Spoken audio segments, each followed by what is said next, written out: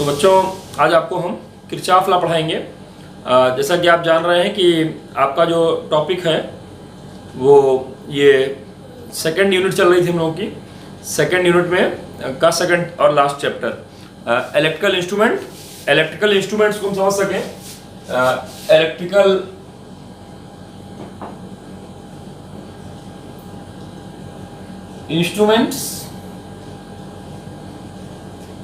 Instrument को समझ सकें, उसके लिए हमें इलेक्ट्रिकल सर्किट समझनी पड़ेगी और सर्किट की बारीकियों को समझ सकें हम, उसके लिए हम लोग के लिए किरचॉफ लॉ जानना बहुत जरूरी है। तो आइए पहले हम लोग किरचॉफ लॉ जाने, और उससे पहले जान लें किरचॉफ लॉ क्यों पढ़ें, और फिर जानेंगे किरचॉफ लॉ कितने तरीके का होता है, कितने टाइप्स के हैं, और फिर उनके बारे में अलग अलग जानेंगे हम लोग। चलिए, it is used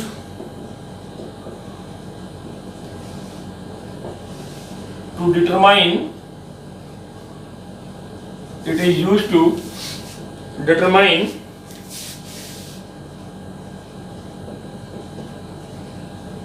equivalent resistance,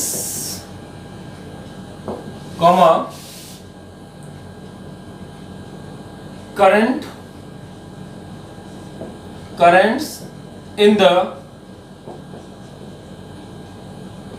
branches of circuit and potential difference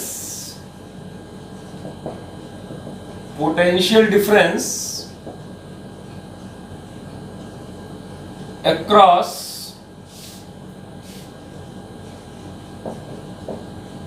electrical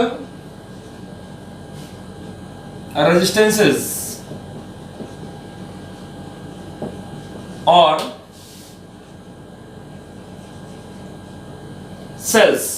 cell और रेजिस्टेंस के क्रॉस कितना पोटेंशियल डिफरेंस है, इसको भी हम यहाँ पे किरचॉफ लॉ से कैलकुलेट कर लेते हैं। तमाम सारे कॉम्प्लिकेटेड सर्किट जो डायरेक्ट आपकी पैरेलल या सीरीज नहीं समझ में आती है, उसमें हम किरचॉफ लगा करके equivalent resistance, currents different branches में और वहां पर पोटेंशियल डिफरेंस को कैलकुलेट कर सकते हैं।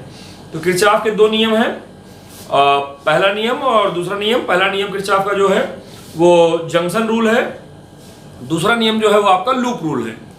और जैसा कि आप जानते हैं फिजिक्स में कोई नया नियम नहीं होता है, नियम कुल मिला के 4 ही हैं।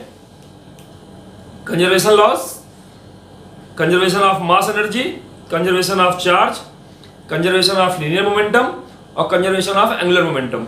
तो यहाँ पर हम लोग ये जो किरचॉफ लॉ जान रहे हैं, ये भी इन्हीं फंडामेंटल लॉज का ही कोई न कोई टाइप है। तो कौन सा लॉ है इसको अभी आप लोग खुद ही जज कर लेंगे। आइए हम लोग पहले किरचॉफ फर्स्ट लॉ या जंक्शन रूल के बारे में जाने। तो हेडिंग है आपकी नंबर 1, किरचॉफ्स फर्स्ट लॉ और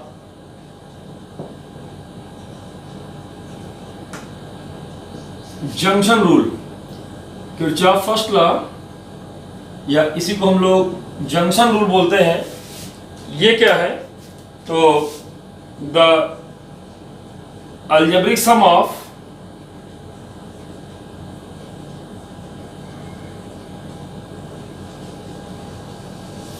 all currents at a junction,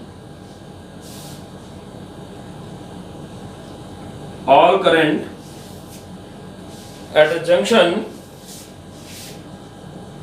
in an electric circuit is zero। Electric circuit के किसी भी जंक्शन पर, किसी भी यहां जंक्शन दिखाया जा रहा है जहां पर सारे वायर्स जुड़ रहे हैं आकर के, जो नेट करंट होती है आई, वो हमेशा क्या होती है? 0 हो जाती है। तो sigma I is equal to 0, algebraic sum of all current is equal to 0। तो यहां पर ये जंक्शन दिखाया जा रहा O, यहां पे आप देखेंगे करंट I1 I2, ये इनकमिंग करंट है, I3 I4 आउटगोइंग है, और ये I5 फिर इनकमिंग है। तो यहाँ दो तरह करंट समझ में आ रही है, तो जंक्शन पे आ रही होगी या जंक्शन से जा रही होगी। तो यहाँ पर साइन कन्वेंशन लिया जाता है। साइन कन्वेंशन में आमतौर पे इनकमिंग करंट को पॉजिटिव और आउटगोइंग करंट को हम निगेटिव लेते हैं, इस बात को ध्यान रखते हैं। तो चलिए यहाँ एक लाइन लिख लेंगे, by sine convention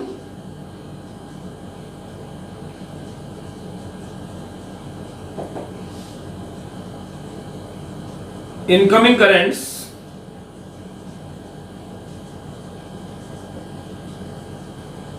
are positive and outgoing current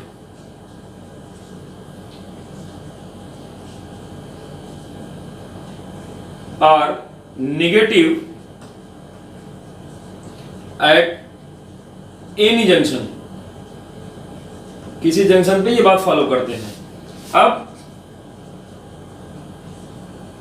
from figure इसी बात को लागू किया जाए तो यहां आप देख रहे हैं कि I1 प्लस में, I2 प्लस में और I3 और I4 माइनस में, minus I3 minus I4 plus I5 is equal to 0। Plus I5 क्यों लिए है? ये फिर इनकमिंग करंट है, तो इसलिए आपको समझ में आना चाहिए कि I1 plus I2 plus I5 is equal to I3 plus I4। तो इस पार पॉजिटिव को ले लिया, उस पार नेगेटिव कर दिया। तो आप यहां देख रहे हैं क्या चीज आ गया। तो इनकमिंग करंट जो होगा, incoming currents is equal to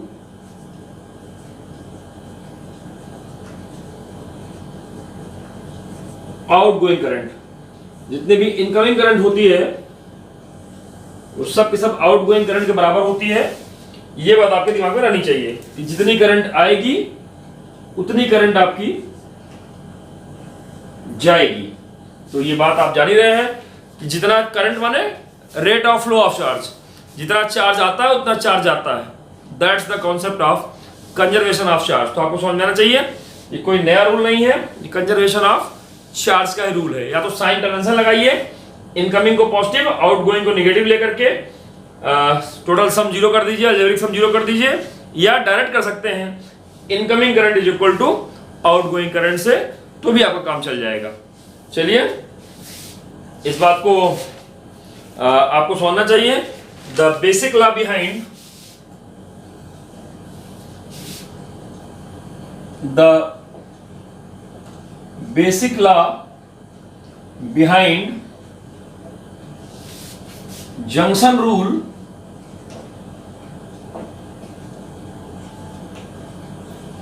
is law of conservation of charge। Law of conservation of charge, ये बेसिक लॉ है। ये भी एग्जाम में पूछा जाता है कौन से बेसिक लॉ से किरचॉफ फर्स्ट लॉ गवर्न होता है। तो उम्मीद है बाद में ध्यान में आ गया होगा, कहीं कोई दिक्कत नहीं होगी। इसका प्रूफ भी कभी बार पूछ लिया जाता है कि proof Kirchhoff first law by law of conservation of charge. तो आइए प्रूफ देखा जाए law of conservation of charge से। If Q1, Q2 and Q5 are charges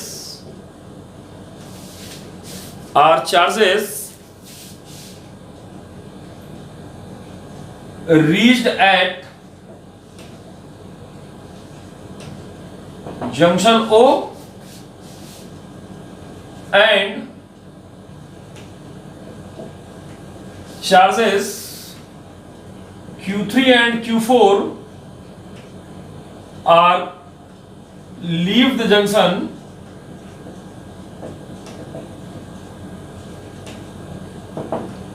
O in time interval T, so that by law of conservation of, so that by law of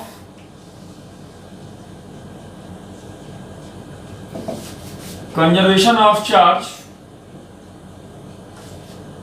जितने charge आ रहे होंगे आपके Q1 plus Q2 plus Q5, वो जितने charge जा रहे होंगे उनके बराबर होंगे, that is Q3 plus Q4। क्यों? Because charge neither created not destroyed, जितना आएगा उतना जाएगा, कुल मिला के बैलेंस। तो incoming charge is equal to outgoing charge, dividing both sides, dividing both sides by t, we get, अगर t से डिवाइड करेंगे तो q1 by t plus q2 by t plus q5 by t, that is equal to q3 by t plus q4 by t। तो आप देख रहे हैं कि टाइम से डिवाइड होने के बाद charge upon time, that is current, that is first current I1, second current I2, and that is fifth I5 Q5 by T, T time में ये भी आ रहा था, और that is equal to I3 plus I4। अगर one side करना है तो वन साइड कर लेंगे और साइन कन्वेंशन का ध्यान रख लेंगे। अब I1 I2 और जो I3 इधर आएगा माइनस में आ गया, ये यहाँ पर I1 plus I2 plus I5, इसके नाते आ गया I3 plus I3 Q3 by T, या I3 हो गया, Q4 बाई T I4 हो गया। फिर इस पार लाएंगे तो जो इस पार थे प्लस में वो इधर आके नेगेटिव, इनकमिंग करंट पॉजिटिव हो गया, आउटगोइंग नेगेटिव हो गया, और कुल मिला करके सम जो है वो जीरो आ गया। उम्मीद है बात समझ में आई होगी, कहीं कोई दिक्कत नहीं होगी आपको।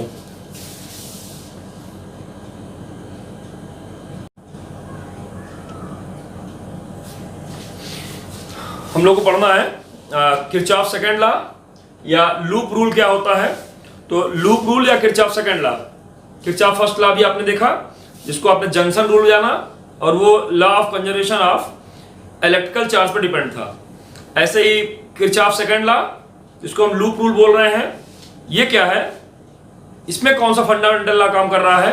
जैसा कि मैंने बताया था 4 ही फंडामेंटल लॉ हैं, conservation of charge, conservation of energy, conservation of linear momentum और कंजर्वेशन ऑफ एंगुलर मोमेंटम। तो यहां कौन सा लॉ लग रहा है, आइए पहले हम लोग समझें, पहले लॉ का स्टेटमेंट जाने, लॉ की बारीकियां समझें, और फिर लास्ट में हम लोग निष्कर्ष निकालेंगे कि कौन सा फंडामेंटल लॉ यहां पे वर्क कर रहा है। तो चलिए यहां पर इसका स्टेटमेंट समझें। इन एनी क्लोज्ड सर्किट, ध्यान दीजिएगा वर्ड पर, यहां पर ये पहला वर्ड बहुत इंपॉर्टेंट है, क्लोज्ड सर्किट, या इसी को हम लूप कह सकते हैं। लूप कह देंगे, क्लोज सर्किट की जरूरत नहीं है। इन एनी लूप लिख दीजिए तो ही बात मान ली जाएगी, या तो क्लोज सर्किट लिख दीजिए या लूप लिख दीजिए। और मेश, MESH, मेश, मेश माने भी लूप ही से है।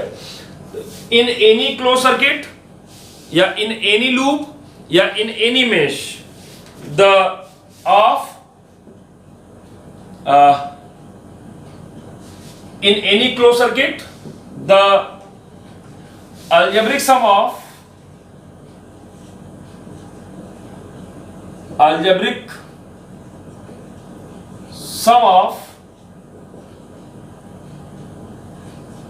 EMFs of cells, algebraic sum, ध्यान दीजिएगा यहां भी साइन कन्वेंशन लगेगा, और बहुत खास साइन कन्वेंशन है जो न्यूमेरिकल्स में काम आता है। The algebraic sum of EMF of cell is equal to algebraic sum of product of resistances and their corresponding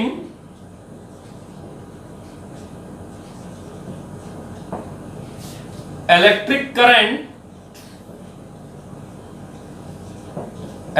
currents conduct through them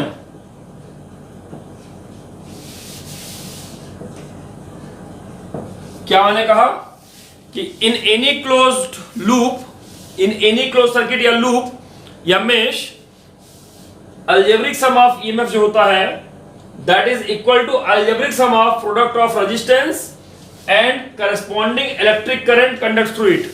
तो जो सिग्मा ई होता है, ईएमएफ का जो सम होता है सेल्स के लिए, वो हमेशा आई आर के बराबर होता है।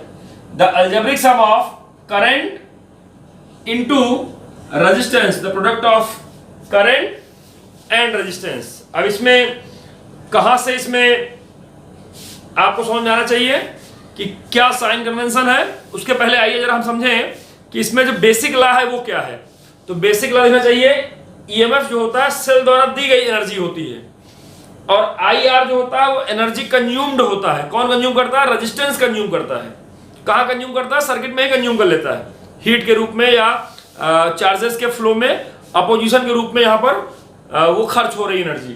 तो टोटल एनर्जी इतना, खर्च हो रही एनर्जी इतना। तो यही तो कहा जा रहा है कि total energy supplied is equal to total energy used या वेस्टेज। तो यहां पर तो समझ में आना चाहिए कि कितनी एनर्जी आ रही है और कितनी एनर्जी यहां खर्च हो रही है। तो ध्यान में आ गया होगा आपको कि ये किस बेसिक लॉ पर डिपेंड करता है, that is law of conservation of energy. तो इस बात को भी लिख लिया जाए कि the basic law behind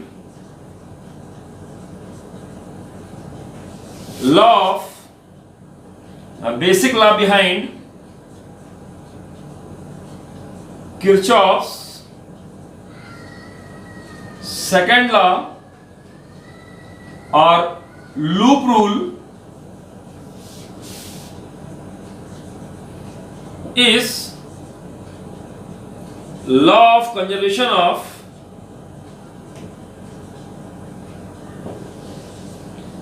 energy. Objective questions में ये पूछा जाता है किरचॉफ सेकंड लॉ के पीछे फंडामेंटल लॉ क्या है।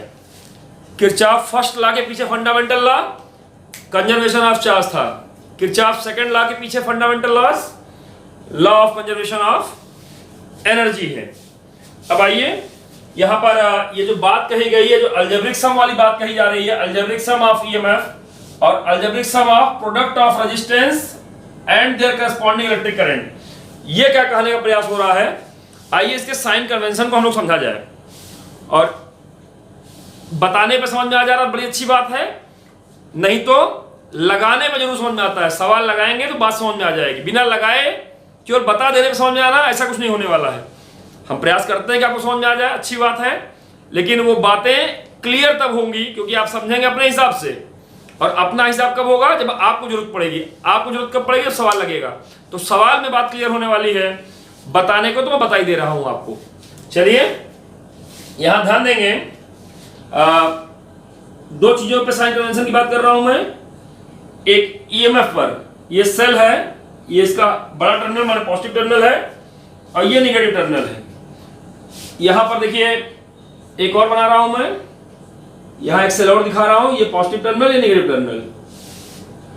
जब भी सर्किट में अपना मूवमेंट, हमारा मूवमेंट माइनस से प्लस की तरफ होता है, मूवमेंट को, उसका मूवमेंट जब मैं मूव कर रहा हूं, मेरा हाथ या हम लूप में जब मूव कर रहे हैं, मोशन, अगर हमारा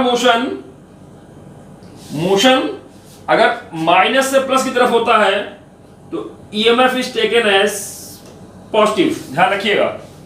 और अगर हमारा मोशन प्लस से माइनस की तरफ होता है तो अब इसको हम, इसी ईएमएफ को हम नेगेटिव लेंगे, ध्यान रखिएगा। दूसरी बात, करंट वाली ये रेजिस्टेंस हो गया। अगर हमारा मोशन करंट की डायरेक्शन में है, ध्यान देंगे, देखिए हमारा मोशन और करंट का मोशन दोनों सेम है, मोशन करंट डायरेक्शन में है, तो आई आर जो होगा वो पॉजिटिव लिया जाएगा। दूसरी बात मैं बोल रहा हूं कि अगर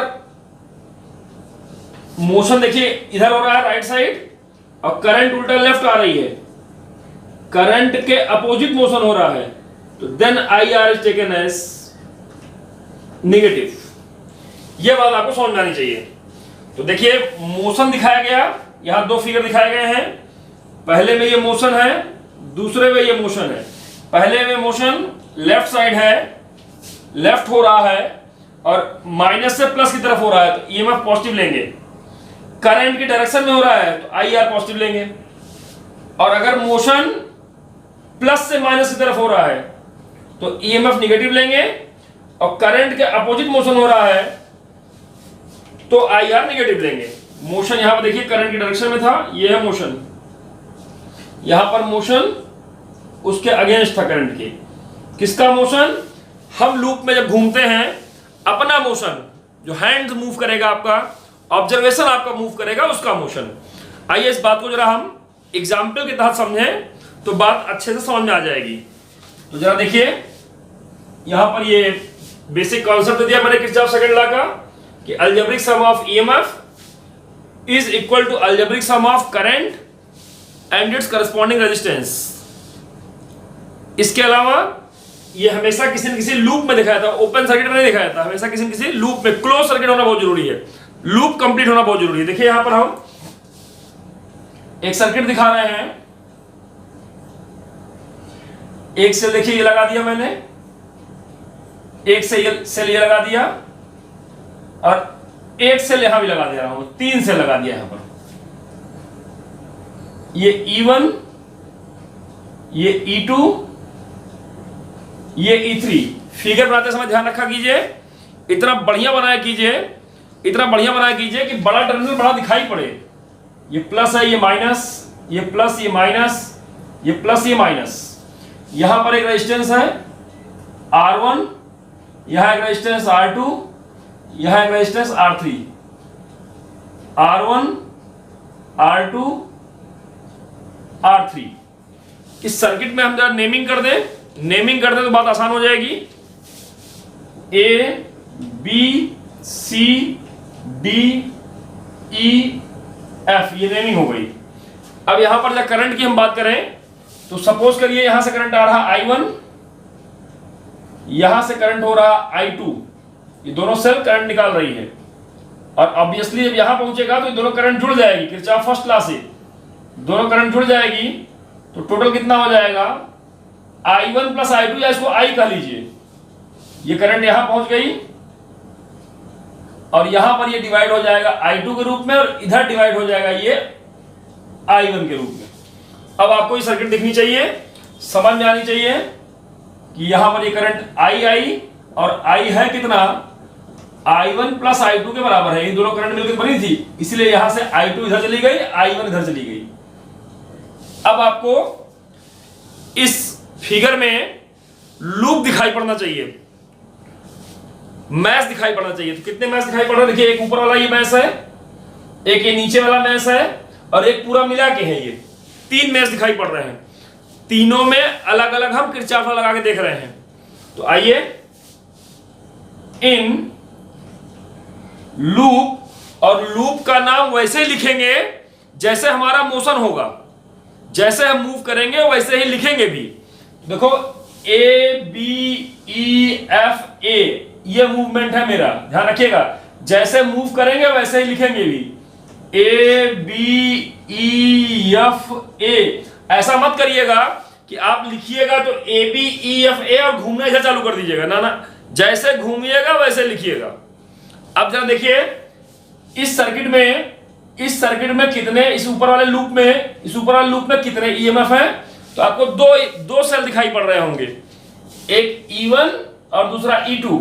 और अपने जरा मोशन की चर्चा करिए तो आप पहले लूप में देखिए ऐसे मूव कर रहे हैं लेफ्ट साइड में, अर्थात इस माइनस से प्लस की तरफ, और जब माइनस से प्लस मूव करते हैं तो ईएमएफ पॉजिटिव लिया था, ध्यान दीजिएगा। अब ये प्लस हो जाएगा तो प्लस E1, और अब जब यहां आएंगे देखिए यहां पे F से A आ गए, एक बार घूमेंगे तो ईएमएफ देख लेंगे, फिर अगली बार IR पे चर्चा कर लीजिएगा। पहले ईएमएफ दोनों है, दोनों निपट लेते हैं। तो ये देखिए पॉजिटिव हो गया, और यहां पर देखिए प्लस से माइनस जा रहे हैं, इधर घूम रहे हैं ऐसे, किधर, बी से ई की तरफ ऐसे घूम रहे हैं, तो ये देखो प्लस हो गया, क्योंकि माइनस से प्लस गए और ये प्लस से माइनस गए, तो ये माइनस E2 यहां पर प्लस से माइनस गए, तो दो ही ईएमएफ था, दोनों का हिसाब किताब कंप्लीट। E1 पॉजिटिव क्योंकि माइनस से प्लस गए थे, और E2 निगेटिव क्योंकि प्लस से माइनस गए थे, ध्यान रखिएगा। तो E दो ही थे इस लूप में ऊपर वाले, कंप्लीट हो गया। अब IR चेक करेंगे, IR कितना है, तो रेजिस्टेंस 2 है, तो IR 2 बार लिखना है आपको, केवल एक बार पहले रेजिस्टेंस में, एक बार दूसरे रेजिस्टेंस में। अगर आपका मोशन करंट की डायरेक्शन में है तो प्लस, और करंट के अपोजिट रहेगा तो माइनस। तो यहां पे अगर आप देखेंगे पहले वाले में, तो यहां देखिए ऐसे ही घूम रहे हैं आप, तो ये IR में देखिए इधर आप मूव कर रहे हैं लेफ्ट टू राइट, वैसे ही करंट भी आ रही है I1 R1, तो प्लस I1 R1 बराबर उस पर लिखते हैं, E को लेफ्ट साइड, IR को राइट साइड, ध्यान रखेंगे। तो यहां पर ये प्लस हो गया। और देखिए जरा, हम जब नीचे मूव कर रहे हैं आप, एक IR था यहां पर, एक IR यहां मिलने वाला है दूसरे वाले में, तो यहां पर देखो मेरा मोशन B से E की तरफ है, जबकि गजब की बात है करंट E से B की तरफ है, अपोजिट। मेरे मोशन के अपोजिट करंट है, तो IR में मोशन के अपोजिट करंट है, इसलिए माइनस I2 R2। ये पहला इक्वेशन बन गया। उम्मीद है बात समझ में आ गई होगी आपको। दो जगह ध्यान देना है, लूप में घूमते समय ईएमएफ पे ध्यान देना है, और उसको लेफ्ट साइड लिख लेना है। IR कितने हैं इस पर ध्यान देना है, कितने रेजिस्टेंस है, कितने कितने किसमें करंट है, उस पर ध्यान देना है। साइन कन्वेंशन ध्यान देते हुए उसको राइट साइड लिख लेना है। आइए, एंड इन लूप, नीचे वाले लूप में घुमा जाए, ये कौन सा है, BCDE,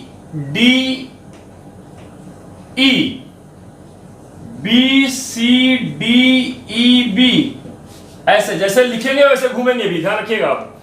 अब देखिए यहां पर कितने ईएमएफ है, तो यहां पर भी इस नीचे वाले सर्किट में भी दो सेल दिखाई पड़ रहा होंगे, एक E2 और दूसरा E3।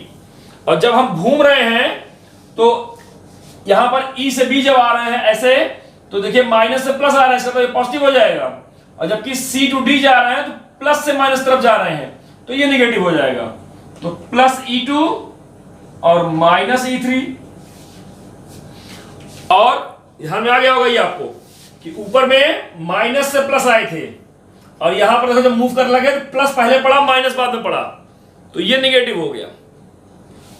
मोशन की तरफ चलना बहुत जरूरी है, और इसको आप तभी क्लियर कर पाएंगे अच्छे से, हम तो बता दे रहे हैं, यहां अलग से लिख भी दिया मैंने आपके लिए किधर मोशन हो रहा है, तो कब पॉजिटिव लिया जाएगा, कब नेगेटिव लिया जाएगा, बहुत क्लियर कर दिया है। इसके बाद भी कंफ्यूजन है तो कंफ्यूज मत होइए, बिल्कुल कंफ्यूजन की जरूरत नहीं है। इस पे न्यूमेरिकल लगेगा, ऑटोमेटिक गलत कर रहे होंगे तो न्यूमेरिकल गलत हो जाएगा आपका, और सही समझ गया होगा तो ऑटोमेटिक सही आ जाएगा, कहीं कोई दिक्कत नहीं है। तो वेरिफिकेशन कहां से होगा, न्यूमेरिकल से होगा, ध्यान रखना है आपको। चलिए अब IR घर चेक करना, दो ही सेल से, दोनों का निपट गया मामला, ये प्लस में और ये माइनस में मोशन के नाते से। अब IR में देखिए, यहां पर ऊपर देखिए I2 R2, अगर हम E से B जा रहे हैं तो करंट भी तो E से B जा रही है, तो ये positive, same direction, I2 R2 positive. और नीचे का ध्यान देंगे, हम भी C to D जा रहे हैं, करंट भी C to D जा रही है, तो अंतर है ही नहीं है, ये भी positive, same direction. I current है, I को I1 प्लस I2 लिख सकते हैं, लेकिन IR3 ये आ जाएगा। और उम्मीद है ये भी बात आपको समझ में आ गई होगी। एक और लूप मिल रहा है पूरा बड़ा वाला, एकदम से आउटर, इसको पकड़ करके हम एक बार और चल देते हैं, तो एक बार अभ्यास करने का मौका और मिल जाएगा। तो आइए, एंड इन लूप, नेमिंग क्या होगी आपकी, ACDFA, पूरा बड़ा लूप ACDFA। अब देखो, अब बाहर इस लूप पे टहल रहे हैं, इस रास्ते पे चल रहे हैं, तो यहां भी दो सेल है, एक E1 है और एक E3 है। E1 देखिए प्लस हो जाएगा और E3 माइनस हो जाएगा, क्यों, क्योंकि हम जब मूव करेंगे तो माइनस से प्लस E1 के लिए और प्लस टू माइनस E3 के लिए, तो प्लस E1 माइनस E3, दो सेल से दोनों निपटा दिया मैंने। और IR ऊपर भी देखो करंट डायरेक्शन में मूव कर रहा हूं, I1 डायरेक्शन ही है, F से A, हमारा हाथ भी F से A ही चल रहा है, लेफ्ट टू राइट। और यहां पर भी देखो C to D जा रहे हैं और करंट भी तो C to D जा रहा है, तो ये भी पॉजिटिव, ये भी पॉजिटिव, तो plus I1 R1 plus IR3। देखिए तीनों इक्वेशन बन गया। अब इन तीनों इक्वेशंस को सॉल्व करते हुए हम I1 I2 I potential drop और एक और इक्वेशन मिलता है हमको जंक्शन रूल से। जंक्शन रूल का इक्वेशन ये लिखा है मैंने, I = I1 + I2।